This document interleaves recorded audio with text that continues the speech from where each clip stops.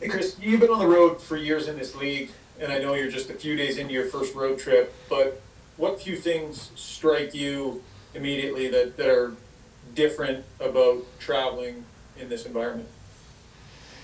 I think just wearing the mask and stuff on the planes obviously is different, and being kind of locked into your room a little bit. Um, yeah, there's things we're trying to get by, and we're not used to, but the league and the team has done a good job to try and make us as comfortable as possible.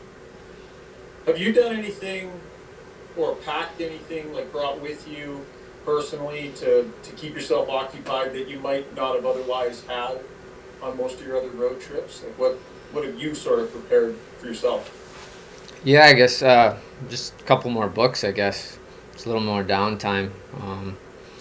Other than that, though, it's once you get playing and get kind of in the grind, you're trying to get as much rest as possible, so that doesn't change. Where you're trying to, just to have some downtime in your room. You mind if I ask what you read?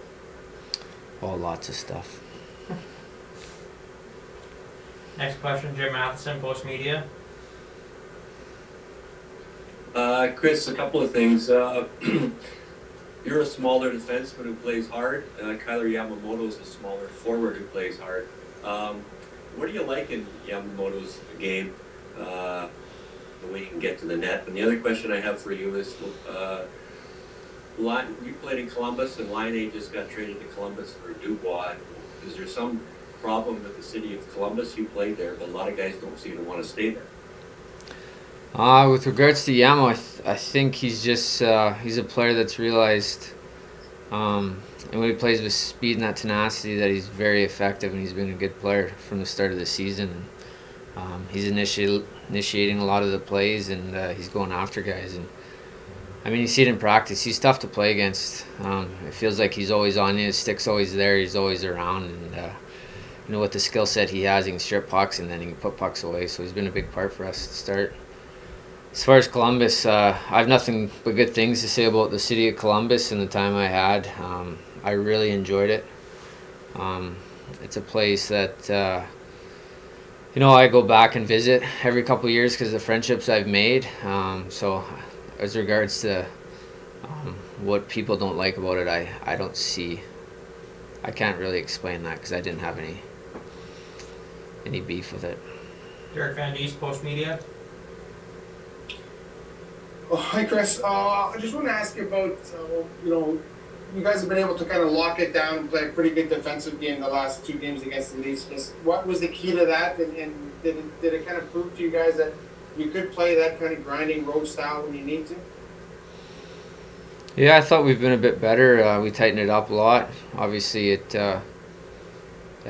come with some realization that we weren't playing quite the right way we had to. There's still improvements that got to be made. Obviously, I thought, potentially we had a game last night where we could have got it to overtime at least. So with that, we switched a few things up, and the guys have responded really well. And it's a game that we got to play. We got to make sure that we take care of our own zone and defensive end first, and we work out from there. And can you just give me a thought on Winnipeg tomorrow? I guess this is a team a bit of in transition here. They won't have three big players now that they've made that trade. But what do they bring to the table? You guys have to prepare for.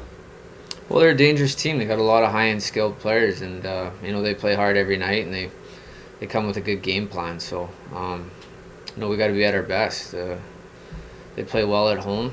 They got a good goaltender, and we got to make sure that we come to work and prepare to do the little things right. Any other questions for Kris? Jim Matheson. Go ahead, Jim. Yeah. I have a question for you. As a defenseman, how was it trying to handle Line with his shot? It's tough.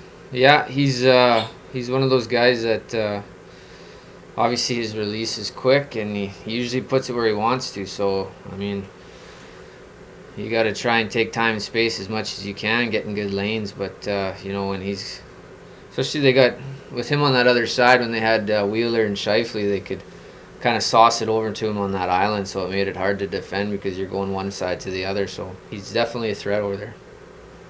Thank you.